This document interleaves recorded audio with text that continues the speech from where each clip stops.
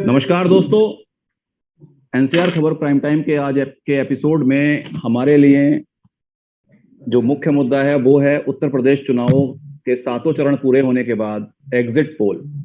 आज पूरे देश की निगाहें सबसे ज्यादा अगर कहीं लगी हैं तो वो है उत्तर प्रदेश के चुनाव। उत्तर प्रदेश में किसकी सरकार बनेगी, किसके क्या दावे हैं और जो मीडिया में एग्जिट पोल आ रहे हैं उस पर हम लोग चर्चा करेंगे। हमारे साथ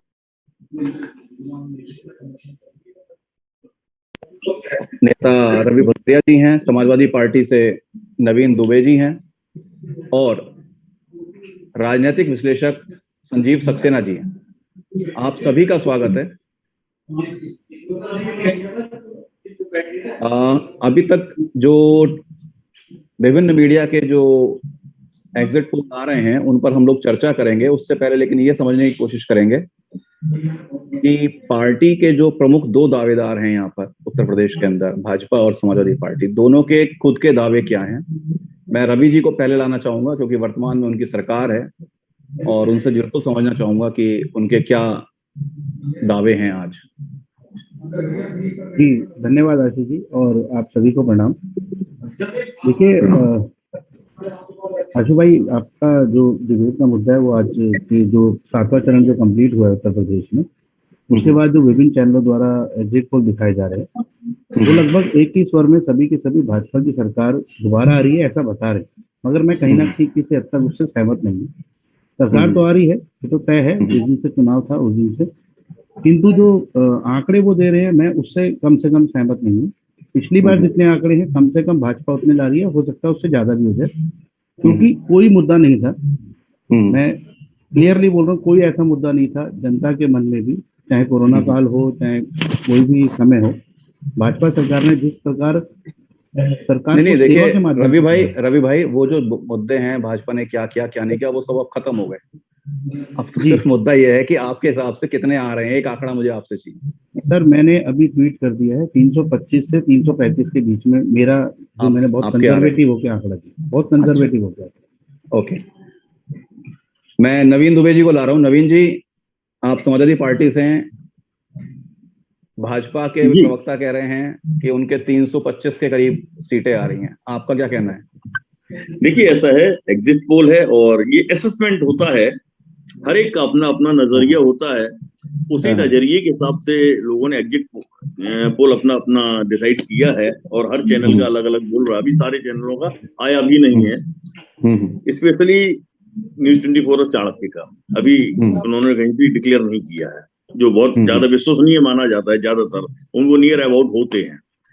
अभी जो विषय है, हमारे भदौरिया जी कह रहे हैं 335 के आसपास, हम तो उनसे ही कहते हैं कि साहब 403 की 403 आपकी है। और बताइए दूसरी बात, यदि एग्जिट पोल को हम पकड़े जो 225-220 के आसपास भारतीय जनता पार्टी को लेके जा रहे हैं, एग्जिट पोल की बात करूंगा, आज एग्जिट पोल पे ही बात हो रही है, तो 225 के आसपास जाने का मतलब है कि आपकी 100 सीटें नीचे आ रही हैं। मींस के पब्लिक ने आपके खिलाफ मैंडेट दिया है, मन बना लिया था। अब आते हैं हम एग्जिट पोल से एग्जैक्ट पोल की तरफ। एग्जैक्ट पोल आपका 10 मार्च को सामने आएगा। एक वानगी सामने आ गई है एग्जिट पोल में कि भाजपा का वोट प्रतिशत नीचे आया है, ग्राफ बिगड़ा है, अल्टीमेटली वो डाउन आए हैं। और जब डाउन आए हैं तो फिर ये डिसाइड करना बड़ा टफ हो जाता है कि वो कितना नीचे आए हैं। अल्टीमेटली उत्तर प्रदेश की जनता बदलाव चाहती थी, बदलाव के आधार पर उसने वोट किया है। युवाओं ने अपनी समस्याओं, बेरोजगारी को लेकर वोट किया है। निश्चित तौर पर मैं बड़े दावे के साथ कह रहा हूं कि पूर्ण बहुमत की सरकार 10 मार्च को सुबह 11 बजे स्थिति स्पष्ट हो जाएगी। समाजवादी पार्टी की सरकार आपके हिसाब से वो पूर्ण बहुमत कितने का है नवीन भाई? पूर्ण, देखिए ऐसा पूर्ण बहुमत का आंकड़ा हमारा जो अपना असेसमेंट है, मैं अपना बता दूं तो 250 से 250 के बीच में समाजवादी पार्टी की सरकार बन रही है। तो फिर आप बीजेपी को कितनी सीटें दे दोगे? अगर 250 नहीं अगर 250 आप ले लोगे तो बीजेपी को कितना दे रहे हो? मैं तो बीजेपी को 125 के और 150 के बीच में दे रहा हूँ। तो फिर बहुजन समाज पार्टी, कांग्रेस, आम आदमी पार्टी कहाँ जाएंगे? 25 समझ जाएंगे, यही होगा। अच्छा चलिए, आप एक चीज देखिए, कांग्रेस ने लड़की हूं लड़ सकती हूं वाला जो मुद्दा चलाया है, कोई वोट प्रतिशत उनका भी तो बड़ा है। ये गया किसका है अल्टीमेटली? तो वो आपका नुकसान होगा या बीजेपी का होगा? निश्चित तौर पर बीजेपी के सत्ताधारी दल के खिलाफ वो तो सेकुलर वोटों में से डिवाइड होगा ना। नहीं, सेकुलर वोट तो देखिए सारे ही है।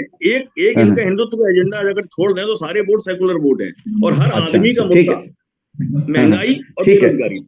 ठीक है, मैं राजनीतिक विश्लेषक संजीव सक्सेना जी को ला रहा हूँ। संजीव जी नमस्कार, स्वागत है। आपको क्या लग रहा है, भाजपा और समाजवादी पार्टी के दोनों धुरंधरों ने अपने अपने दावे कर दिए, एक 325 पे हैं और एक 225 पे हैं। अब आप क्या समझते हैं इन दोनों को? देखिए ऐसा है कि हमने, जैसे कि आप जानते हैं, पूरे क्षेत्र में हम लोग भ्रमण किया है, सबको जानकारी ली है। भारतीय जनता पार्टी 225 से 240 सीट लेकर अपनी सरकार बनाने जा रही है। अच्छा। और अभी जैसा नवीन जी ने कहा, बिल्कुल अपने अपने जो जिस पार्टी को होते विचारधाराएं वैसी होती है, करनी भी चाहिए, बड़ी अच्छी बात है ये। नवीन जी ने समाजवादी पार्टी सरकार को कहा, यहाँ पे 2-3 चीज मैं नवीन जी को बताना चाहूंगा। बदलाव और बेरोजगारी ये कोई मुद्दा नहीं था। यहाँ पर जो वोट और परसेंटेज कम या समाजवादी पार्टी की जो बढ़त है, वो सिर्फ इस बात ये रही कि बहुजन समाज पार्टी इस बार मजबूती के साथ में अपनी दावेदारी पेश नहीं कर पाई। इसलिए मुस्लिम वोट का जो समीकरण था, जो मुस्लिम वोट था, वो एक तरफा समाजवादी पार्टी तक चला गया। तो इसलिए सपा को अच्छे वोट्स मिले हैं, समाजवादी पार्टी की कुछ सीट बढ़ी है, लेकिन ये भी सत्यता है, शुक्र स्वीकार 10 तारीख को सब लोग करेंगे ही करेंगे कि मैं विशेषज्ञ हूं, मैं किसी पार्टी की या विशेष की बात नहीं करता विशेष की। भारतीय जनता पार्टी ने बढ़त अपने पीछे 100 सीटें खोई है, ये भी सच्चाई है, लेकिन इसको खोने के पीछे सबसे बड़ा जो कारण रहा है वो मुस्लिम वोटों का तुष्टीकरण जो था। पिछली सरकार में बसपा भी लड़ी थी, पिछली बार चुनाव में। इस बार बसपा उतनी मजबूती के साथ नहीं थी, इसलिए जितना बहुजन समाज पार्टी को पिछला मुस्लिम वोट गया था, वो कन्वर्ट होकर समाजवादी पार्टी के पास में आ गया। बीएसपी को आप कितनी सीट दे रहे हैं फिर? बीएसपी मान के चलिए 25 से 30 सीटों के पास है, आसपास लेके आएगी। और भारतीय जनता पार्टी 225 से 240 सीट लाके फिर सरकार बना रही है, और लगभग पार्टी 120, 25, 30 के बीच में यहाँ पर समाजवादी पार्टी सिमट रही है।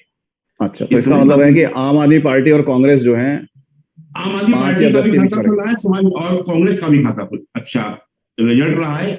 मैं लड़की हूँ, लड़ सकती हूँ, सब कुछ चला है, बिल्कुल सही कहा नवीन जी ने। उसका असर थोड़ा बहुत पड़ा है 19-20 का, लेकिन मेन जो लड़ाई थी वो समाजवादी पार्टी और भाजपा के बीच में थी। और मेन जो फायदा मिला है आज समाजवादी पार्टी को, वो सिर्फ ये फायदा मिला है कि मुस्लिम वोट जो था वो एक तरफा आया है और वो सीधे सीधे समाजवादी पार्टी खाते में गया। ओके, मैं रवि जी को दोबारा से ला रहा हूँ। रवि जी, आपका तो दावा जो है समाजवादी पार्टी तो सिरे से रद्द कर रही है, लेकिन जो विश्लेषक हैं वो भी कह रहे हैं कि बहुत पहुंच गए तो 250 पहुंच जाएंगे। क्या लग रहा है? मैं सक्सेना जी की जो बातें हैं उसका सम्मान करता हूँ। वो एक विशेषज्ञ के तौर पे उनके अपने साइंटिफिक रीजन रहे होंगे, जो अभी अधिकतर एग्जिट पोल भी दिखा रहे हैं। तो मैं अभी दुबे जी की बातें बड़े ध्यान से सुन रहा था। उन्होंने पहले बोला कि भाजपा अगर 225-30 पे रह जाती है, जैसे कि एग्जिट पोल दिखा रहे हैं, तो वो भाजपा की हार है। और दूसरे ही पल उन्होंने अपनी भी 225-30 सीटें बता दी। तो मतलब मुझे समझ नहीं आ रहा वो कितने कंफ्यूज हैं। जैसे अखिलेश जी पहले 403 में से 400 सीटें दे रहे थे, कल उन्होंने इंटरव्यू में 300 कर दी। अभी दुबे जी 225 पे आ गए हैं। 10 तारीख को ये 100 से नीचे रहेंगे, ये 100 में भी नहीं जाएंगे, मैं आपको क्लियर बता देता हूँ। और सक्सेना जी की बात को जोड़ देता हूँ कि अगर मुस्लिम वोट एकमुश्त सपा की तरफ कंसोलिडेट हो रहे हैं, तो ध्यान रखिए देश में हिंदू वोट भी है। अब वो जातियों में नहीं बढ़ता है, और वो हिंदू वोट अगर जरा सा भी स्विंग हो गया तो फिर लेने के देने पड़ जाएंगे दुबे जी की पार्टी। लेकिन पहले और दूसरे फेज में ये हिंदू वोट जाति में प्रभावित होता दिख रहा है, गुर्जर जाट इस पे नहीं, वो ठीक है अपना खास तौर पे ब्रज क्षेत्र में तो काफी नुकसान है आप लोगों को। और पहले नहीं भाई साहब, थोड़ी सी गलतफहमी है सबकी यहाँ पर। मैंने जमीन पे काम किया, आप मुझे पर्सनली भी जानते हैं, और मैं बूथ स्तर का भी कार्य करता रहा हूँ और अभी भी बूथ पे ही काम करता हूँ।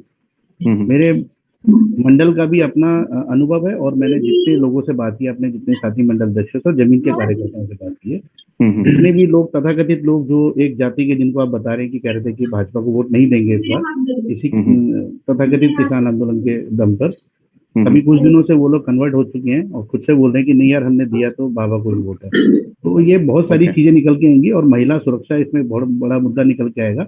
आप हिंदू मुस्लिम वोट की बात कर रहे हैं, लेकिन ये भूल जाते हैं कि इस देश में अधिकतर जो आधा वोट पड़ता है आधी आबादी का, वो किस तरफ जा रहा है वो देखने वाला।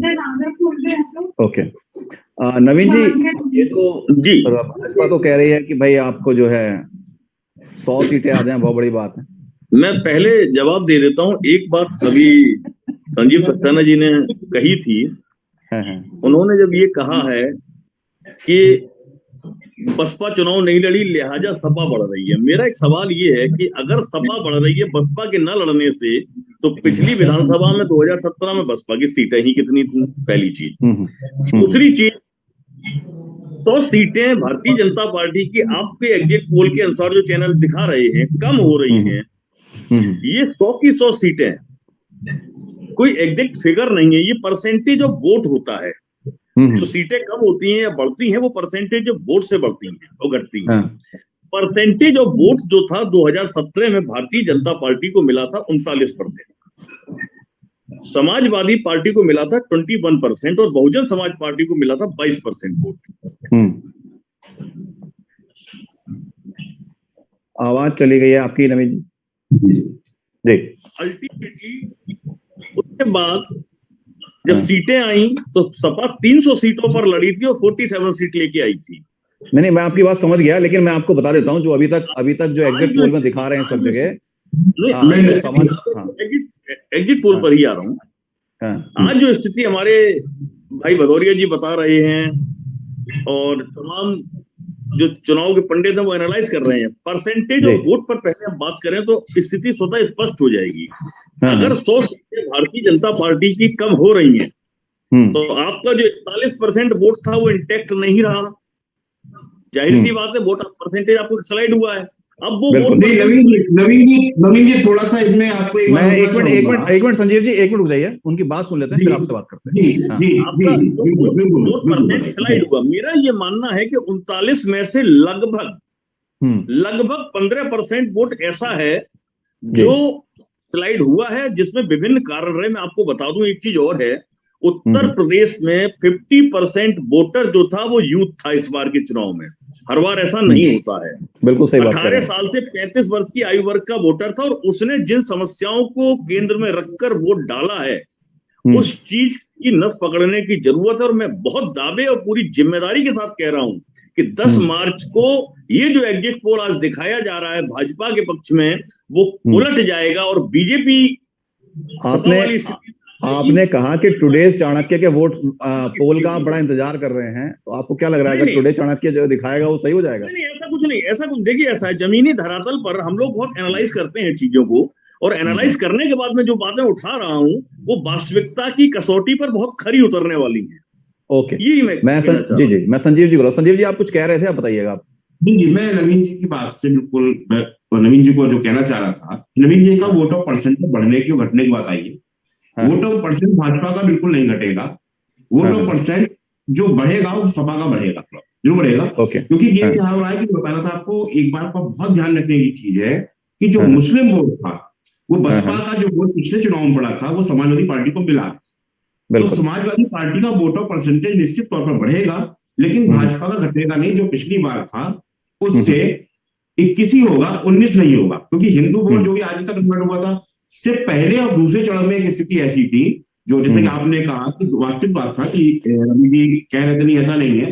रवि जी बिल्कुल 100% श्योर है कि पहला और दूसरा चरण जो था वो समाजवादी पार्टी ने बराबर लड़ा है और अच्छी तरीके से लड़ा है। वहां पर भाजपा को नुकसान सबसे बड़ा जो हुआ है वो पहले और दूसरे चरण के अंदर हुआ है। बाकी के चरणों में भाजपा चलती चली गई है और आज का जो चरण है भारतीय जनता पार्टी के लिए बोनस हुआ है। आज के चरण में जो कुछ मिलने वाला है भारतीय जनता पार्टी को और बोनस के रूप में मिलने वाला है, यहीं से सरकार तो छठे चरण बन चुकी है। अब जितनी प्लस सीटें हैं वो आज जो मिलेंगी 25, 30, 35 जो भी आ रही हैं वो भारतीय जनता पार्टी को जो आज प्राप्त हो रही है वो उनको बोनस मिलने जा रहा है। और जो वोटर परसेंट पे नवीन जी बार बार कह रहे हैं कि जो 100 सीटें घटी हैं उस 100 सीटों घटने का सबसे बड़ा कारण ये है कि मुस्लिम वोट जो था वो एक तरफा चला गया। और रही बात किसान की और जाटों की बात आती है तो वहां पर थोड़ा सा किसानों की तरफ से नुकसान भाजपा को हुआ है, बहुत बड़ा नुकसान नहीं हुआ है। जाट थोड़ा सा कि अजीत सिंह जी की डेथ भी इसी बीच में हुई थी, कुछ सिंपैथी बोर्ड गया है, लेकिन भाजपा से अलग नहीं हुआ। जो राष्ट्रीय लोकदल का परमानेंट वोट बैंक था वो वास्तव में वही किया, क्योंकि अजीत सिंह से वो लोग बहुत लगाव रखते थे। अजीत सिंह की बैंक जो थी उसका सिंपैथी वोट वहां ट्रांसफर हुआ है, जो पिछले भाजपा को मिला था, क्योंकि मुजफ्फरनगर कांड जो था उस समय एक तरफा भारतीय जनता पार्टी के पास जाट वोट बैंक आया था। वो जाट वोट बैंक पे आज 10-15-20% का इजाफा राष्ट्रीय लोकदल को निश्चित तौर पर मिला है। उसकी वजह से राष्ट्रीय लोकदल 5-7 सीटें पाने में कामयाब हो सकती है। इससे ऊपर नहीं जा पा रही है, क्योंकि यहाँ राकेश टिकैत का कोई असर रहा है इसमें? नहीं जी, राकेश टिकैत का कोई असर रहा है इसमें? नहीं, राकेश टिकैत तो जीरो, उनका कोई असर नहीं रहा है। इसमें जो भी असर रहा है वो सिर्फ और सिर्फ राष्ट्रीय लोकदल के मुखिया का इस दुनिया में ना रहना। माननीय चौधरी अजीत सिंह जी, उनका अपना व्यक्तित्व था, उनकी एक अपनी छवि थी, उनका अपना एक लगाव था, आदरणीय चौधरी सिंह जी का लगाव था। उसकी वजह से जयंत जी को एक वोट जाटों का ट्रांसफर हुआ है और वहां पर जयंत जी 5 से 7 सीटों के बीच में आ रहे हैं। इसमें कोई इत्तेफाक नहीं बात नहीं है, और इसीलिए आ रहे हैं क्योंकि अजीत सिंह जी का फायदा उनको मिला है उनकी डेथ का। ठीक है, मैं रवि जी को ला रहा हूँ। हाँ, एक मिनट रुक रहा हूँ। निश्चित तौर पर बार बार कहना चाहूंगा कि 225 से 240 के बीच में भारतीय जनता पार्टी आ रही है। ओके, और ठीक है, घटने बढ़ने की वोटर परसेंटेज का जो घटना बढ़ने की बात है, भाजपा का नुकसान आप देख लीजिएगा। तो आज हमारा आपका एक डिस्कशन चल रहा है और आप इस बात को आंसू जी नोट कर लीजिएगा। आज मैं आपसे वादा करता हूं कि भारतीय जनता पार्टी का वोट ऑफ परसेंटेज नहीं घटेगा, समाजवादी पार्टी का वोट ऑफ परसेंटेज बढ़ेगा, क्योंकि बसपा का खाता थोड़ा सा समाजवादी पार्टी खाते में आया। ओके, तो ये आपके हिसाब से जो चुनाव है बाईपोल हो गया, बजाय अलग अलग पार्टियों के बीच में होने की जगह, इसका फर्क पड़ रहा है? सपा को फायदा मिल रहा है? हाँ, नहीं, सपा को जो फायदा मिल रहा है वो बहुजन समाज पार्टी का घटने की वजह से मिल रहा है कि मायावती जी ने चुनाव उस तरीके से नहीं लड़ा जैसे लड़ना चाहिए था उनको बसपा बहुजन समाज पार्टी। ठीक। मैं रवि जी को ला रहा हूँ। रवि जी, ये चुनाव बाईपोल हो गया, भाजपा वर्सेस सपा, या क्या था? देखिए आशु भाई, ये आंकड़ों की बाजीगरी अभी मैंने देखी है थोड़ी देर पहले, जो अभी दुबे जी ने हमें बताई थी। पहले मैं सक्सेना जी की बात का बिल्कुल वो सही उन्होंने बोला कि बसपा का वोट घटे, लेकिन मैं ये नहीं मानता, क्योंकि बसपा का वोट घटेगा सपा का वोट बढ़ेगा, ये कोई लॉजिक नहीं है। 2019 में दोनों मिलके लड़े थे, तो भी दोनों ने 37% ही वोट शेयर दिया था। तो मैं ये क्लियर कर देता हूँ। अभी दुबे जी ने जो आंकड़ा आपको 2017 नहीं, मैं 1 मिनट आपको करेक्ट कर रहा हूँ कि अभी तक जितना भी आंकड़ा निकल के आया है एग्जिट पोल का, उसके हिसाब से ये है कि सपा को 35 से 38% तक वोट मिल रहा है, बीजेपी को 41% वोट मिल रहा है। नहीं, मैं देखिए, मैं आपको एक छोटा सा आंकड़ा और दे देता हूँ। 2019 में भाजपा को 49% से थोड़ा ज्यादा वोट मिला। तो मुझे ऐसा कोई रीजन नहीं दिख रहा कि 2019 में जिन वोटर्स ने भाजपा को मोदी जी के नाम पे वोट दिया था, 2022 में वो मोदी जी और योगी जी के नाम पर वोट नहीं देंगे। मुझे अभी तक ऐसा कोई रीजन ग्राउंड पे नहीं दिखा है। और सपा बसपा मिलके लड़े थे तो 37% वोट था, और मुझे ये समझ नहीं आ रहा कि सपा बसपा अलग हो जाएंगे तो सपा के भी 37-38% वोट हो जाएंगे और 15-20% आप बसपा को भी दे रहे हैं। लेकिन समाजवादी पार्टी की आप बात कर रहे हैं, जिस समाज की आप बात कर रहे हैं, वो सारा का सारा वोट फिर भी इन दोनों को ही मिला था। फिर भी इन दोनों को ही मिला था, लेकिन जो सारा का सारा वोट हमें मिला था वो आज भी मिलेगा। मैं इसलिए आपको बता रहा हूँ, मैं इसलिए आश्वस्त हूँ, मैंने जमीन पे इसलिए काम किया है, मुझे मालूम है ये बिल्कुल एक तरफा जाएगा आंकड़ा। हम 50% के आसपास का वोट शेयर लाएंगे और एकदम से स्वीप जाएगा। हो सकता है मैं अपने आंकड़ों को भी फेल कर जाऊं, आप इस तरह का कोई आंकड़ा देखें। अच्छा, लेकिन एक जो बड़ी बात सामने दिखाई दे रही है कि आप जो कह रहे हैं कि अखिलेश यादव को अकेला वोट कैसे मिलेगा, तो जो उनकी सोशल इंजीनियरिंग है, इस बार पूरा चुनाव अगर हम देखें तो अखिलेश यादव भी बीजेपी के पैटर्न पे ही चुनाव लड़े, छोटी छोटी पार्टियों को मिलाया अपने साथ, उनका वोट को अपने साथ लिया, उनको कुछ सीटें दी। तो उसका जो फर्क है वो उनको बढ़ा रहा है, जो पहले बीएसपी के साथ फायदा नहीं हुआ हो। देखिए, उससे 2017 में कांग्रेस के साथ मिलकर भी लड़े थे, ठीक है, और 2019 के अंदर बसपा के साथ मिलकर लड़े। तो किसी के मिलने या लड़ने से कोई फर्क नहीं पड़ रहा। मैंने आपको बताया ना कि हमें सिर्फ 49% या उससे थोड़ा सा ज्यादा वोट चाहिए, तो ये लड़ाई एक तरफा हो जाएगी। और हम तो 80% और 20% की लड़ाई के आधार पे लड़ रहे थे। तो 49 या 50% मिलने का मतलब भी हमारे 30% वोट हम खो रहे हैं, तो कोई फर्क नहीं पड़ता उससे। बहुत ज्यादा कंजर्वेटिव होते हुए मैं आपको जो आंकड़ा दे रहा हूँ यही है। और आंकड़ों की बाजीगरी जो दुबे जी ने बताई है, तो उनको मैंने बस ध्यान दिलाया कि 49% वोट 2019 में मिले थे और तब सिर्फ मोदी जी थे, अब योगी जी भी हैं साथ में। तो ध्यान रखिएगा, योगी बाबा चाय वाले और गाय वाला दोनों मिलके ये 50% से पार ना ले जाए। इस चुनाव में कौन ज्यादा भारी पड़ा है, गाय वाला या चाय वाला, मतलब किसका इम्पैक्ट ज्यादा है? दोनों, डबल इंजन। और नहीं, डबल इंजन तो लग रहा है, लेकिन अभी भी ऐसा लग रहा है कि मोदी के नाम पे वोट ही पड़ रहा है। जी बिल्कुल पड़ता है। मोदी जी हमारे सबसे बड़े नेता हैं, और विश्व, सिर्फ भारत के ही नहीं, हमारी पार्टी के नहीं, भारत के नहीं, विश्व के सबसे बड़े नेता हैं। उनके नाम पे तो वोट पड़ ही रहा है। लेकिन जो इस बार एक नया पैटर्न देखने को मिला है, जो गरीब गुरबे और जो गांव के दलित, पीड़ित, वंचित, शोषित जितना भी समाज हमारा है, जो गरीब तबका है, उन्होंने जो बाबा को आशीर्वाद देते हुए वोट दिया ना, वो अपने आप में एक कल्पना से भी परे की चीज है। उनसे बातें करके, यदि आप तो पत्रकार है, आपने कई लोगों से बातें की होंगी, कई ऐसे वीडियोस भी देखे होंगे। इसीलिए मैं वो पॉइंट उठा रहा हूँ आपके पास। जी मैं नवीन जी को ला रहा हूँ। नवीन जी, ये जो रवि जी कह रहे हैं कि इस बार उनको जो छोटी जातियों का वोट है उसमें भी बहुत सारा मिल रहा है, ओबीसी जातियां जिन्हें कह रहे हैं, या जो ट्राइबल्स हैं, जो और बल्कि जो बीएसपी का वोटर है वो भी बीजेपी की तरफ शिफ्ट हुआ है। कहीं ना कहीं ऐसा सेंटीमेंट आए कि सपा को हराना है। तो देखिए, ऐसा है कि एक मिनट नवीन भाई, सवाल सुन लीजिए। मेरा जो एक छोटा सा वो रहा, अनुभव रहा, या जो मैंने समझने की कोशिश करी, क्या भाजपा जो सॉलिड हो रही है वो ये जो सवर्ण वोटों के अलावा जो बाकी वोट है उसमें सेन लगा रही है आपके? देखिए, ऐसा है कि इस बार का चुनाव, मैं आपको बता दूं, बहुत जिम्मेदारी के साथ बोल रहा हूं। जातिगत चुनाव जैसे उत्तर प्रदेश में परंपरागत तौर से 2017-2019 तक होता आया है, इस बार चुनाव में वो चीज थी, लेकिन उतनी नहीं थी जितनी नॉर्मली होती है। इस बार में चुनाव में मैं आपको बता दूं, युवा जो वोटर है, मैं बार बार उल्लेख कर रहा हूं, आपको 10 मार्च को इसी बात पे मैं बात करूंगा आपसे जब आप रिजल्ट देखेंगे। बिल्कुल मैं पूरे पैनल को रिपीट करूंगा 10 तारीख को, बिल्कुल रिपीट करूंगा। यस। आपको बता दूं, युवा वोटर जो है 50% वोटर है, उसने मुद्दों पर वोट किया है, उसने जातिगत वोटिंग नहीं की है। ये मैं पहली बात बोल रहा हूं। दूसरी बात, ये एक वर्ग वो है जो गरीब और मजदूर वर्ग है, जिसने महंगाई को देखा है। महिलाओं की आप बात कर रहे थे अभी हमारे भदौरिया जी, महिलाओं ने सबसे ज्यादा इम्पैक्ट अगर किसी पे पड़ता है तो किचन के ऊपर पड़ता है। उस महंगाई का इम्पैक्ट पड़ा है। और मैं आपको बता दूं, बेसिक जो आप हिंदुत्व की बात अभी सक्सेना जी हमारे कह रहे थे, हिंदुत्व वाला एजेंडा आपका शहरी क्षेत्रों में किसी हद तक सफल होता रहा है, और मैं समझता हूँ इस चुनाव में भी सफल हुआ है। लेकिन जहां तक हम रूरल इंडिया उत्तर प्रदेश की बात करें, रूरल उत्तर प्रदेश में आपसे दोगुनी ताकत के साथ समाजवादी पार्टी आगे बढ़ी है।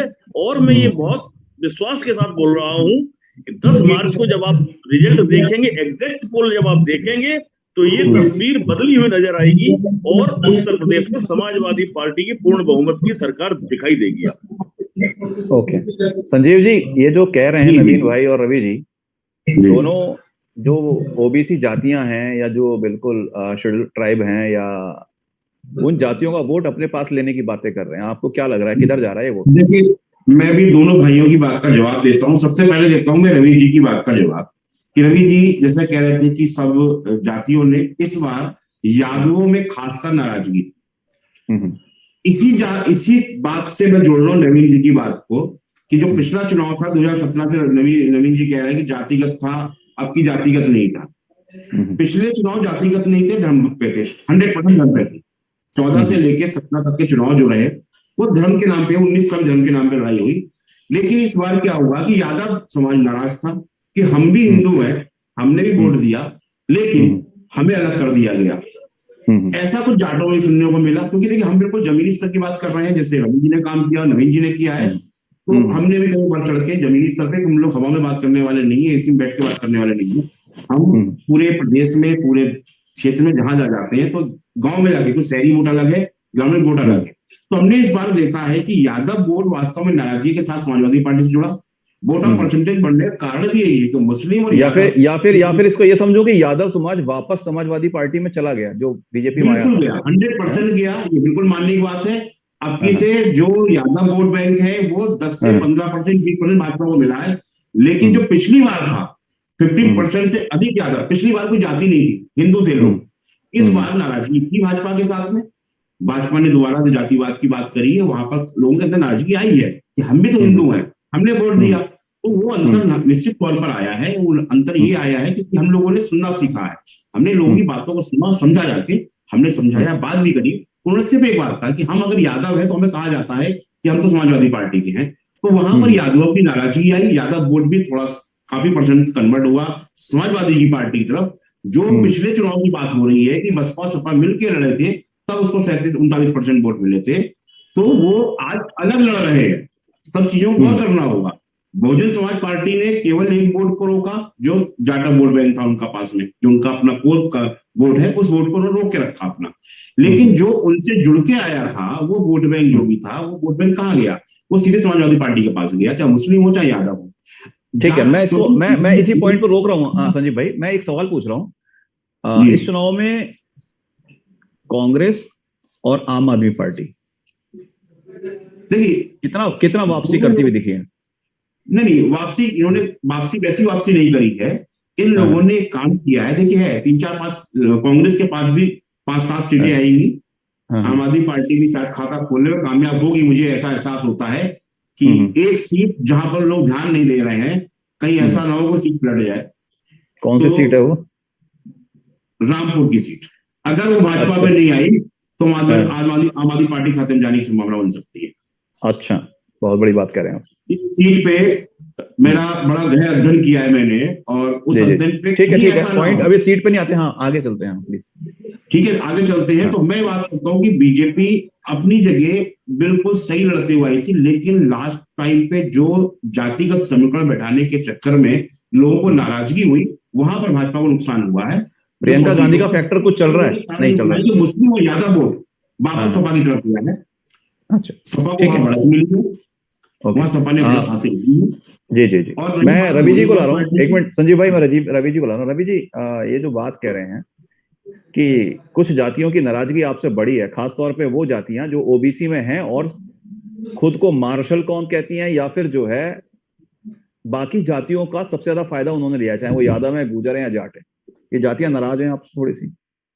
नहीं, मैं पहले तो मैं संजीव भाई की बात समझ ही नहीं पा रहा कि एक जाति और एक धर्म, मतलब यादव और मुस्लिम कॉम्बिनेशन मिलाकर हम कैसे हार जाएंगे, मुझे समझ नहीं आ रहा। पहली बात ठीक है, जितना परसेंटेज ये यादवों का लगा रहे हैं या मुस्लिम वोटों का लगा रहे हैं वो ठीक है, वो संजीव भाई बता पाएंगे। मैंने आपको सिंपल सा बताया 49% जो 2019 में हमें मिला था, उससे ज्यादा ही मिलेगा, कम नहीं होगा। और दूसरी बात कि आप बोल रहे हैं कि जाट नाराज हैं, गुर्जर नाराज हैं या यादव नाराज हैं, तो हम तो कभी जाति की बात करते ही नहीं। हमने तो सीधा बोला है कि सभी हिंदू हमें वोट कर रहे हैं। नहीं, ये बात से मैं सहमत नहीं हूँ, क्योंकि चुनाव में वोट देते समय चुनाव में वोट देते, टिकट देते समय हिंदू भाजपा को वोट कर रहा है। एक मिनट रवि भाई, मैं इस बात से बिल्कुल भी सहमत नहीं होऊंगा कि भाजपा जाति के आधार पर टिकट नहीं देती है। भाजपा जाति के आधार पर पूरे गणित के साथ टिकट देती है। टिकट देने के संदर्भ में कई सारे फैक्टर्स होते हैं जिसमें जाति भी होती है, ये हमें माननी पड़ेगी। मैं ये नहीं कह रहा कि टिकट के आधार पर, मैंने बोला ही नहीं टिकट देने के लिए जाति का आधार देखा ही नहीं आता, क्योंकि जिस जगह आप लड़ रहे हैं वहां पे आपका कितना वोट परसेंटेज है एक व्यक्तिगत रूप से वो भी देखा जाता है। ऐसा नहीं है कि किसी जगह पे जाट बहुल है तो आप वहां पे किसी गुर्जर को या क्षत्रिय को वोट दे दें और टिकट दे दें, तो ऐसा नहीं होता है। ठीक है, हर पार्टी अपने अपने हिसाब से गणित लगाती है, लेकिन जब वोट की बात होती है, हमने तो 80% बनाम 20% पहले ही बताया था। 80% भारतीय, वो किसी भी धर्म किसी भी जाति के हों, वो हमें वोट दे रहे हैं, जिसमें से मैंने बहुत कंजर्वेटिव होते हुए 49%, मैं फिर बार बार कह रहा हूँ, आप कितना भी गुणा भाग कर लीजिए, सारे गुणा भाग रह जाते हैं, सब समेट जाते हैं, सब रह जाते हैं। और ये बाद में आकलन चुनाव के बाद जब नतीजे आ जाते हैं तो यही आकलन कोई और होंगे। लेकिन मैं कम से कम दुबे जी की एक बात से तो सहमत हूँ, उन्होंने बहुत ईमानदारी से आज अपनी हार को स्वीकार किया है। वो 400 सीट से चले थे उनके नेताजी, 300 आते आते आज एक मिनट यही मैं नवीन जी को ला रहा हूँ। दुबे जी, ये तो कह रहे हैं और हमारी 225 को हार बताई। ऐसा है भदौरिया जी, आप अपने शब्द मेरे मुंह में मत डालिएगा। ये स्थिति 10 तारीख को बहुत स्पष्ट हो जाएगी और मैं समझता हूँ कि आप उपलब्ध रहें उस दिन तो बेहतर रहेगा। क्योंकि एक तो हमारा इतिहास समाजवादी हैं हम लोग, हमारा इतिहास संघर्षों का रहा है, डिबेट पे भी रहा है, सड़कों पे भी रहा है और विधानसभा में भी रहा है। सर, हमसे ज्यादा संघर्ष 1925 से लेकर सर 1925 से लेकर अच्छा दुबे जी एक छोटी सी बात, अब जब जाति पे बात आ रही थी तो ब्राह्मण समाज का भी बड़ा दावा था इस बार कि सपा के साथ अलाइन हो रहा है। आपको कितना लग रहा है कि कितना? ब्राह्मण देखिए 99.9% मैं हमारे आपको साथ बता है। दूं, ये मैं बता दूं भदौरिया जी, मैं बता दूं आपको, हाँ, ब्राह्मण समाज 100% बीजेपी का वोटर रहा है, 2017 तक रहा है, 2019 तक रहा है। आज भी है। लेकिन वर्तमान सरकार की जिस फोन आ गया शायद आपका।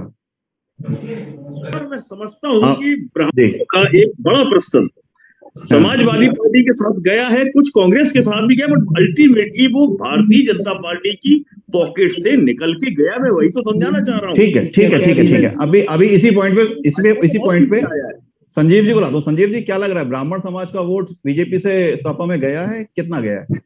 नहीं, बहुत छोटी सी परसेंटेज है जो सपा की तरफ गया है, बाकी सब भारतीय जनता पार्टी को मिला है कि लास्ट मोमेंट पे आके सब कुछ मैनेज हो चुका था।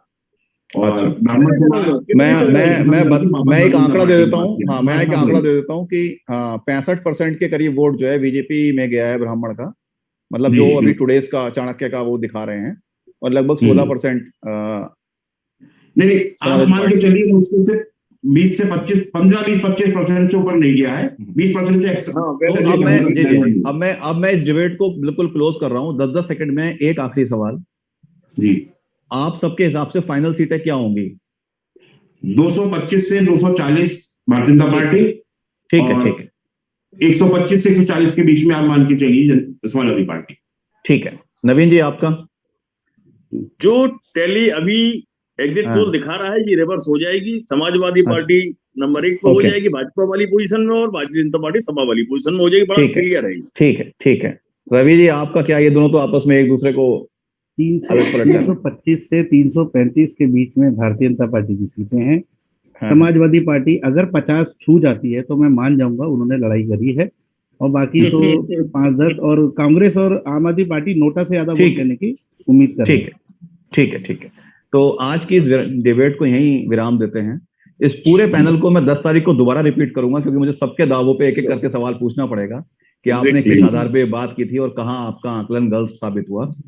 तब तक 2 दिन तक हम इन एग्जिट पोल पे चर्चा करते रहेंगे। कल हम कोशिश करेंगे कि नोएडा और गौतम बुद्ध नगर और गाजियाबाद की सीटों को लेके एक चर्चा करें। कल फिर मिलेंगे, तब तक के लिए नमस्कार। आप सभी मेहमानों का धन्यवाद।